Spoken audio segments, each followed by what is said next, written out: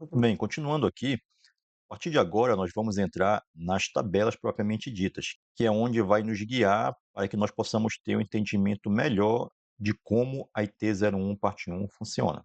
Isso vai ser de fundamental importância para que a gente possa entender ela, a partir daí a gente possa fazer a nossa consulta nas outras instruções técnicas e desenvolver o nosso trabalho.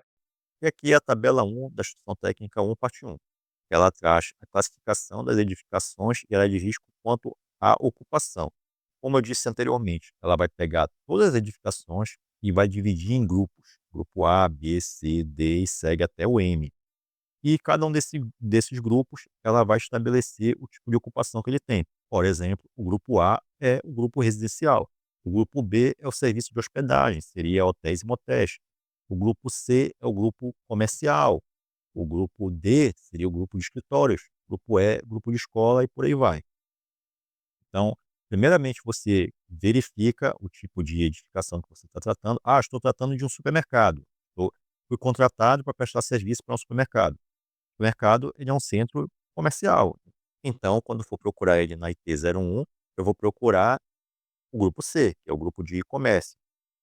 Aí beleza, cheguei no comércio, aí ela ainda vai trazer subenquadramentos, que seria o C1, C2 e C3. O que seria o C1? Seria um comércio com uma baixa carga de incêndio. Por exemplo, imagina que você está prestando serviço para um pequeno armarinho de bairro. Isso aí é um pequeno comércio, eu posso enquadrar ele como C1, que ele tem uma baixa carga de incêndio. Agora imagina que eu estou prestando serviço para um supermercado, por exemplo, já um comércio maior. Aí ele vai se enquadrar como um comércio com média a alta carga de incêndio. E agora imagina que eu estou prestando serviço para um shopping center, que é um grande centro comercial, e vai se enquadrar em um C3. A cada índice desse que aumenta, C1, C2, C3, você está aumentando o risco.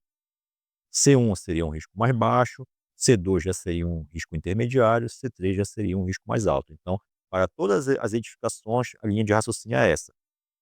De acordo com o índice 1, 2, 3, 4, 5, 6 ou 7, no caso do grupo F, tem até F8, cada índice desse que vai aumentando, você está aumentando também o risco da edificação. Aqui, logicamente, não deu para trazer a tabela toda aqui em um print, mas aqui foi só para ter uma ideia.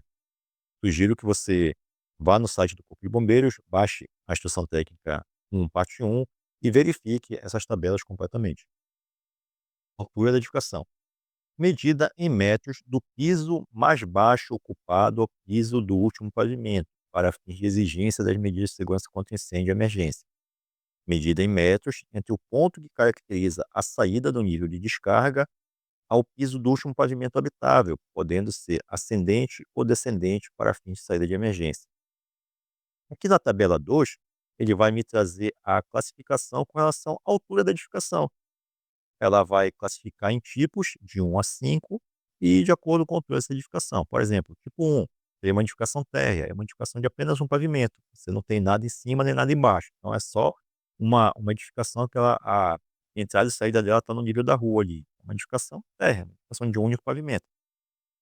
E assim segue expandido o raciocínio, que seria uma edificação baixa, uma edificação que ela tem até 6 metros de altura, uma edificação de baixa e média altura, que ela está entre 6 e 12 metros de altura.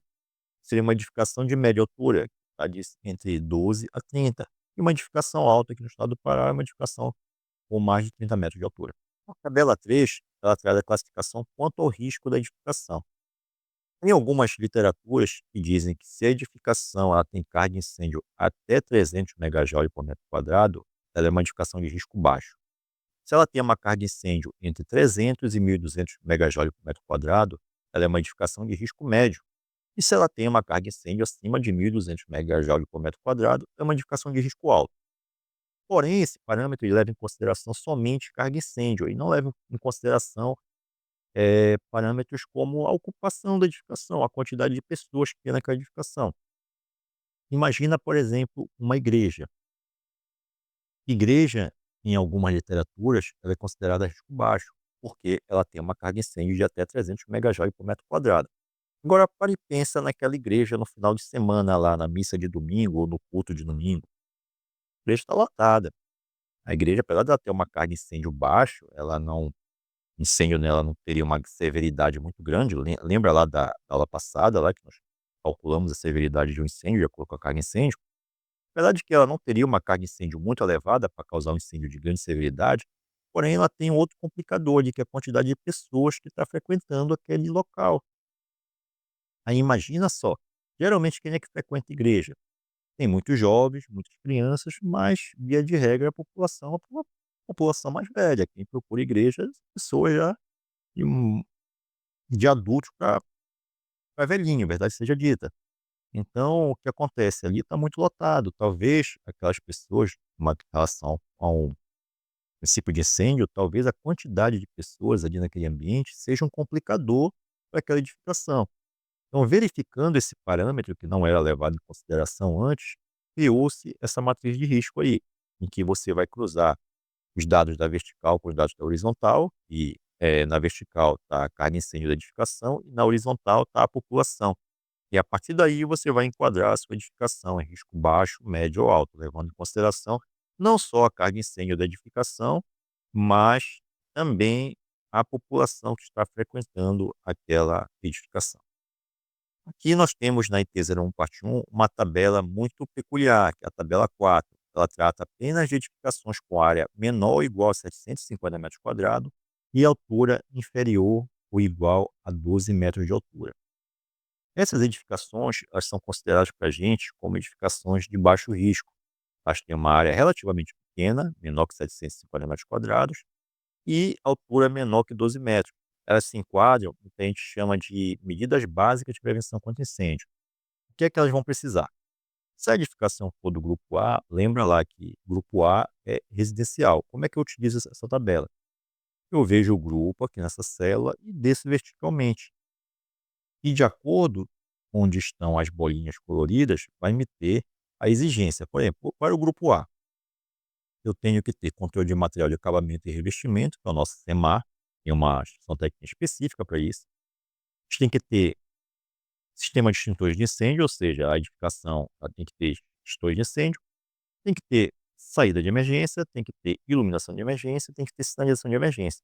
Precisa de brigada? Não precisa. Precisa de plano de intervenção ou plano de emergência contra incêndio? Não precisa também. Vamos lá para, por exemplo, o grupo F. O grupo F, que seria um local de reunião de público, por exemplo, uma boate, ou uma igreja, ou um restaurante também, de parte do grupo F. E vamos lá. O grupo F, o que é que eu preciso? Controle de material de acabamento e revestimento. Lembra lá da Boate Kiss, que um dos grandes complicadores foi o material de revestimento, que acabou, após o incêndio, acabou liberando uma fumaça muito tóxica. Então, isso é cobrado para todo o grupo F. Sistema de proteção por extintores, saída de emergência, iluminação de emergência, sinalização de emergência. Precisa de brigada? Precisa. E precisa de plano de emergência contra incêndio? Precisa também. Aí vem uma peculiaridade dessa tabela. Perceba que aqui, além da bolinha colorida, a gente tem uma nota 1. Onde é que eu verifico essa nota 1? Aqui embaixo, nas notas específicas. Nota 1, eu preciso de brigada de incêndio no grupo F para edificações do grupo F6. F6 são clubes sociais, são as boates. E aqui eu tenho a nota 3 aqui, plano de emergência contra incêndio. Aí eu venho aqui embaixo e vejo o que é que a nota específica 3 me diz. Para edificações do grupo F com população acima de 500 pessoas. Especificamente do grupo F6, seria clubes sociais ou boate, eu preciso de brigada de incêndio. E além disso, se essa boate comportar mais de 500 pessoas, eu preciso de um plano de emergência contra incêndio. O que é que esse plano ele vai me dizer? Ele vai me dizer: "Ah, teve um princípio de incêndio, um tumulto lá, e gerou um pânico generalizado. Onde a brigada de incêndio vai direcionar essas pessoas, quais são as saídas de emergência que serão utilizadas, quem da brigada vai correr para pegar extintor para apagar o incêndio, enquanto o outro membro da brigada vai ficar apenas direcionando as pessoas". É isso que esse plano vai trazer. E é uma espécie de um manual de ações a serem tomadas caso dê ruim lá na edificação. Bora para mais um exemplo aqui, tabela 4A. Edificações do grupo A com área superior a 1.200 metros quadrados ou altura superior a 12 metros. Lembra lá, o grupo A são os residenciais. Se for residencial térreo, é apenas isso daqui. Difícil ter residencial térreo, a menos que seja um condomínio horizontal, mas o que é mais comum a gente ter são residenciais tipo edifícios, né. Edifícios entre 12 a 30 metros de altura aqui no Pará são muito comuns. Aí a gente vai ter que ter compartimentação vertical, controle de material de acabamento e revestimento, vai ter que ter sistema de proteção contra descarga atmosférica, que seria o para-raio, vai ter que ter sistema de extintores de incêndio, sistema de hidrante mangotinho, não precisa de sistema de detecção de incêndio, porém precisa de sistema de alarme de incêndio, precisa de saída de emergência, iluminação de emergência, sinalização de emergência. Precisa de hidrante público? Não, não precisa. Precisa de acesso de viatura? Precisa, mas tem uma nota de que a gente vai já verificar.